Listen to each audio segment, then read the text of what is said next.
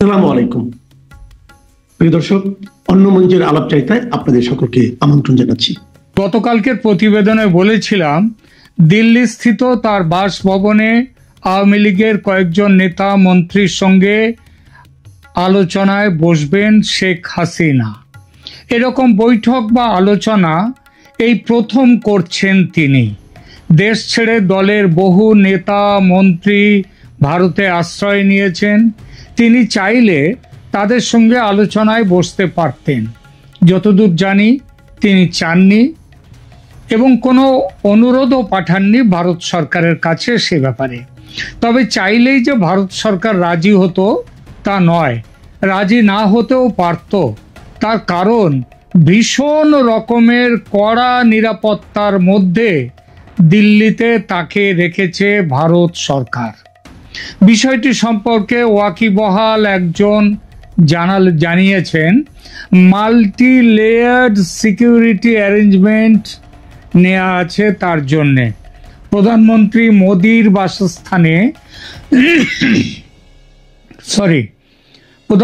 মোদির বাসস্থানে যেমন নিরাপত্তা বলয় অনেকটা তেমনটাই। এর আগে দলীয় বৈঠক না করলেও দলের নেতা মন্ত্রীদের কারো কারো সঙ্গে ফোনে কথা বলেছেন নেত্রী। তবে সে ফোন তাকে দেয়া হতো নিরাপত্তা সম্পর্কে নিশ্চিত হওয়ার পর।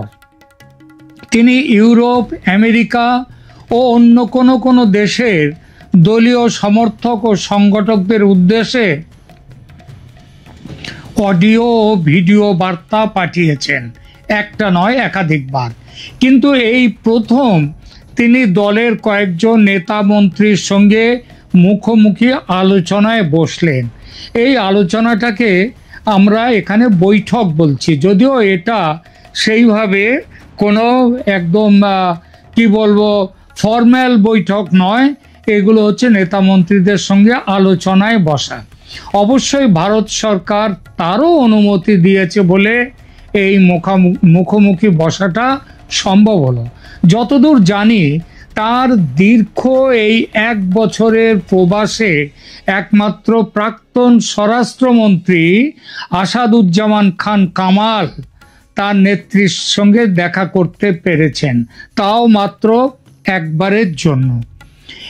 এবার সেখানে নেত্রী দেখা করবেন একসঙ্গে কয়েকজনের সঙ্গে। আপনারা হয়তো জানেন, ভারত সরকার ওই অতিথি ভবনে যেখানে শেখ হাসিনা আছেন তার মধ্যে পুরো দস্তুর একটা অফিস করে দিয়েছে শেখ হাসিনার ব্যবহারের জন্য। স্টেনোগ্রাফার, টাইপিস্ট, রিসেপশনিস্ট সব আছে, যা যা লাগে সমস্ত কিছু। এরা সবাই ভারতের গোয়েন্দা বিভাগের বিশ্বাসী কর্মী। অডিও ভিডিও বার্তা যেসব পাঠান নেত্রী, তার জোগাড় যন্ত্র, ব্যবস্থাপনা সব কিছু এই কর্মীরাই করে দেয়। আজ ঠিক কতজনের আসার ব্যাপারটা ভারত সরকার অ্যাপ্রুভ করেছে সে খবরটা পাকাপাকি পায়নি। খুবই গোপনীয়তায় ঢাকা যারা আসবেন তাদের পরিচয়। তবে দিল্লির যে সূত্র থেকে খবর পেয়েছি তিনি বলেছেন, নেত্রীর সঙ্গে দেখা করার জন্য যাদের আসার কথা তাদের নাম কোনো পক্ষ থেকেই প্রকাশ করা হয়নি। তবে চর্চা চলছে এই নামগুলো থাকার সম্ভাবনা খুব বেশি এবং এদের সঙ্গে যোগাযোগ করা হয়েছে নেত্রীর নির্দেশ মতো তাদের আসার জন্য। এই তালিকায় প্রথমে আছেন প্রাক্তন স্বরাষ্ট্রমন্ত্রী আসাদুজ্জামান খান কামাল, তারপর মেজর জেনারেল তারেক রহমান সিদ্দিক, যিনি ছিলেন শেখ হাসিনার প্রাক্তন প্রতিরক্ষা ও নিরাপত্তা উপদেষ্টা, আবার শেখ হাসিনার বৈবাহিক সূত্রে নিকটাত্মীয়। ওবায়দুল কাদের, দলের সাধারণ সম্পাদক ও প্রাক্তন সড়ক পরিবহন ও সেতু মন্ত্রী। জাহাঙ্গীর কবির নানক, ইনি প্রেসিডিয়াম বা সভাপতি মণ্ডলীর সদস্য। মোফাজ্জল হোসেন চৌধুরী মায়া, ইনি মন্ত্রী ছিলেন আবার প্রেসিডিয়াম সদস্য। নূর এ আলম চৌধুরী লিটন, ইনি ছিলেন সংসদে দলের চিফ হুইপ। এছাড়া একজন হিন্দু নেতা এই দলে থাকতে পারেন বলেও শুনেছি। এই ব্যাপারে আওয়ামী লীগ দলের মুক্তিযুদ্ধ বিষয়ক সম্পাদক মৃণাল কান্তি দাসের নাম শোনা যাচ্ছে। এছাড়া বাংলাদেশ হিউম্যান রাইটস ওয়াচ সংস্থার সেক্রেটারি জেনারেল মোহাম্মদ আলী সিদ্দিকীরও এই সভায় এই আলোচনায় থাকার সম্ভাবনা। বাস্তবে কারা কারা ছিলেন এই বৈঠকে সে নামগুলো আজ জানতে পারিনি, তবে পরে ঠিকই জানতে পারবো। আপাতত সে প্রসঙ্গটি তুলে রেখে পূর্ব নির্ধারিত যে বিষয়গুলি আজকের আলোচনার এজেন্ডা ছিল, শেখ হাসিনা যেগুলোকে ঠিক করে রেখেছিলেন বৈঠকের জন্য, সেদিকে একবার নজর ফেরাই, দেখি আজকের আলোচনায় কোন কোন বিষয়ে আলোচনা হয়েছে। আবার বলছি, এখানেও কোনো প্রকাশ্য সূত্র থেকে কিছু জানানো হয়নি, কারণ এটা সেই অর্থে কোনো ফর্মাল বৈঠক নয়, এটা কয়েকজনের মধ্যে আলোচনা। তবে আমার দিল্লির সূত্র জানাচ্ছে যে তারা যতটা হুইসপারিং বলা যায় কিংবা যেরকমভাবে শুনেছেন যেসব দিক দিয়ে, সেখান থেকে তারা বলছেন আলোচনায় এই কয়েকটি বিষয় ছিল মুখ্যত। যেমন প্রথমে বলি, স্ট্র্যাটেজিক অ্যান্ড অর্গানাইজেশনাল প্ল্যানিং বা কৌশলগত ও সাংগঠনিক পরিকল্পনা। আলোচনায় আজকেও সবাই একমত হন যে ইউনূস সরকারের চূড়ান্ত ব্যর্থতা ওই সরকারের বিরুদ্ধে মানুষকে খেপিয়ে দিয়েছে। জনতা চলে গেছে বহুলাংশে সরকারের বিরুদ্ধে চলে গেছে ছাত্র সমাজ, সাধারণ মানুষ শেখ হাসিনার শাসন ফিরে আসুক, এটাই চাইছে মনে প্রাণে। দলের ঘুরে দাঁড়াবার সময় অতএব এসে গেছে, আর এটা করতে গেলে সংগঠনকে ঢেলে সাজাতে হবে। সেই ঢেলে সাজানোটা কিন্তু এই মুহূর্তে সম্ভব নয়, কারণ যে কোনো মুহূর্তে নির্বাচন আসতে পারে, নির্বাচনেরও খুব দেরি নেই। সুতরাং এই সময় ঢেলে সাজাবার সময় নয়, এখন সকলকে নিয়ে একসাথে চলতে হবে। কারোর বিরুদ্ধে কারোর অভিযোগ থাকলেও সেই অভিযোগগুলোকে খুব বেশি এখন সেগুলো শুনলে চলবে না, গুরুত্ব দিলে চলবে না। সুতরাং এই ব্যাপারে পরিকল্পনা করে এগোতে হবে। নেত্রী একটা 3 সদস্যের কমিটি তৈরি করে দিয়েছেন। তৃণমূল পর্যায়ের রিপোর্ট নিয়ে আগামী 2 সপ্তাহের মধ্যে এই কমিটি পরিকল্পনা চূড়ান্ত করে ফের নেত্রীর সঙ্গে বৈঠকে বসবে। দ্বিতীয় নম্বর হচ্ছে ইন্টারন্যাশনাল অ্যাডভোকেসি বা আন্তর্জাতিক সমর্থন আদায়। বিশ্বের বিভিন্ন দেশ ও আন্তর্জাতিক সংস্থার সঙ্গে যোগাযোগ করে ইউনূস সরকারের আসল চেহারা, যে চেহারাটা হলো ধর্মীয় জঙ্গিবাদকে তোষণ করা, সাধারণ মানুষের ওপর নিপীড়ন ও অত্যাচার, প্রতিবাদী মুখকে ডেভিল হান্টের তকমা দিয়ে আটকে দেয়া, আইন শৃঙ্খলার চরম দুরবস্থা, বিচার বিভাগকে দমন করে রাখা, সংবাদ মাধ্যমে টুটি চেপে ধরা, যেভাবে গোপালগঞ্জে গণহত্যা চালিয়েছে সেনাবাহিনী, সেই সব বিষয়গুলোকেও প্রচারে নিয়ে আসা এবং আন্তর্জাতিক মহলে সেই প্রচার তীব্রতর করে তোলা। তৃতীয় নম্বর আলোচনার বিষয় ছিল internal leadership and moral boosting বা অভ্যন্তরীণ নেতৃত্ব পুনর্গঠন ও কর্মী সমর্থকদের মনোবল বৃদ্ধি করা। বর্তমান পরিস্থিতিতে কিভাবে মনোবল বৃদ্ধি করা যায় সে বিষয়ে আলোচনা হয়েছে।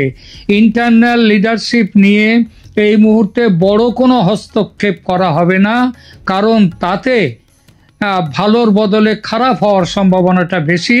সেটা করা হবে কাদেরকে কিভাবে ব্ল্যাকলিস্টেড করা হয়েছে, সেই ব্ল্যাকলিস্টেড কিন্তু করা হয়েছে, সেই তাদেরকেও এখন রাখতে হবে। তারপর ভোটের পর যদি আওয়ামী লীগ জিতুক বা হারুক, যেখানটাই থাক, তখন সেই লিস্ট অনুযায়ী কাজ শুরু হবে, নতুন করে সব গঠিত হবে। এর পরের প্রশ্ন যে বিষয় নিয়ে আলোচনা হয়েছে সেটা হচ্ছে ডিপ্লোম্যাটিক মেসেজিং বা কূটনৈতিক বার্তালাপ। কূটনৈতিক বার্তালাপ এবং এর পরের যে বিষয়টি মিনিস্ট্রি ইন এক্সাইল, এটা গঠন করা এবং একে অন্যটির সঙ্গে অঙ্গাঙ্গিভাবে যুক্ত। বাংলাদেশের হাসিনা সরকার সে দেশের আসল বৈধ সরকার। ষড়যন্ত্র করে অন্যায়ভাবে সেই সরকারকে হটিয়ে একটি দখলদার অবৈধ সরকার দখল করেছে বাংলাদেশের শাসন ক্ষমতা। অথচ এতদিন কূটনৈতিকভাবে আওয়ামী লীগ এর বিরুদ্ধতা করতে পারেনি, কারণ এতদিন সে পরিস্থিতি ছিল না। কিন্তু বর্তমানে ইউনূস সরকারের জনবিরোধী ও অত্যাচারী রূপ পুরোপুরি বেরিয়ে পড়ার ফলে এই সরকারের জনসমর্থন দ্রুত নিঃশেষ হয়ে যাচ্ছে।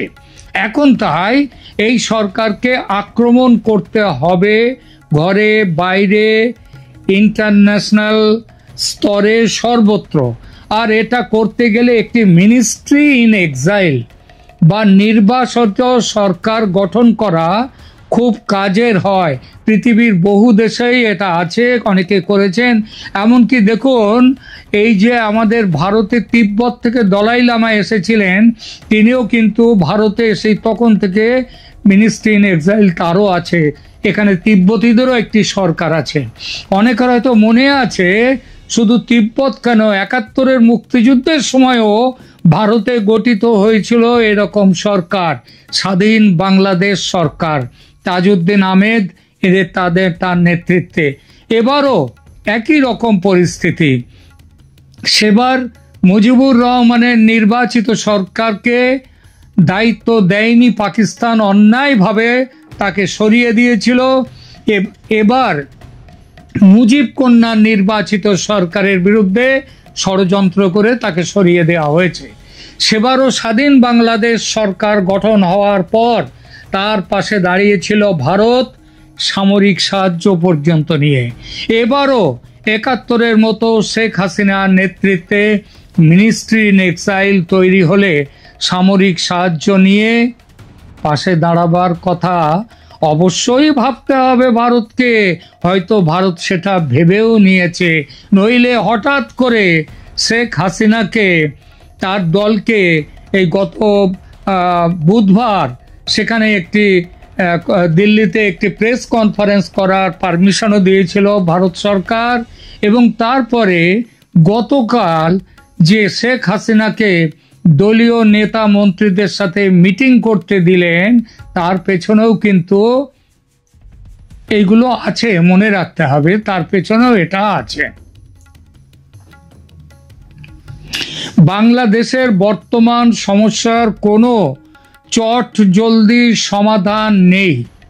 চট জলদি সমাধান এর হয় না, আস্তে আস্তে একটু একটু করে এগোতে হবে। এতদিন ধরে সেই এগোনোটা সেভাবে ছিল না।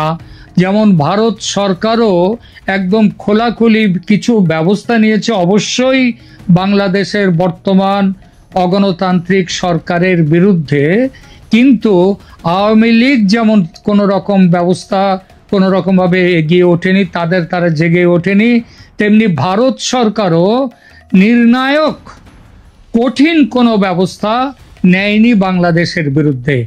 বর্তমানে মনে হচ্ছে যে সেই ব্যবস্থা নেয়ার দিন এসে গেছে এবং ভারত এটাকে সেই সিদ্ধান্ত নিয়েও ফেলেছে। এখন দেখা যাক আগামী দিনগুলিতে কি হতে যায়, কি হতে চলেছে। কারণ এটা মনে রাখতে হবে, বিশ্ব রাজনীতিতে আজকাল কোনো দেশই বিচ্ছিন্ন নয়। সব দেশের সঙ্গে কোথাও না কোথাও এক সুতোয় জড়িয়ে আছে। সুতরাং এক জায়গায় যদি সুতোয় টান পড়ে, তাহলে অন্য দিকগুলো সুতো ছিঁড়ে যাওয়ার মতো হয়, অথবা সুতো সেখান থেকে আলগা হতে শুরু করে। এই যে ব্যাপারগুলো আমাদের মাথায় রাখতে হবে। তবু আশা করা যায় যে বাংলাদেশ এবার ইউনূস সরকারের বিরুদ্ধে বাংলাদেশে একটা ব্যাপক প্রতিরোধ তৈরি হবে এবং সেই প্রতিরোধ হবে আওয়ামী লীগের নেতৃত্বে এবং ভারত থাকবে আওয়ামী লীগ এবং সেই প্রতিরোধী জনতার পাশে। এখনকার মতো এখানেই রাখছি, ভালো থাকবেন, ধন্যবাদ।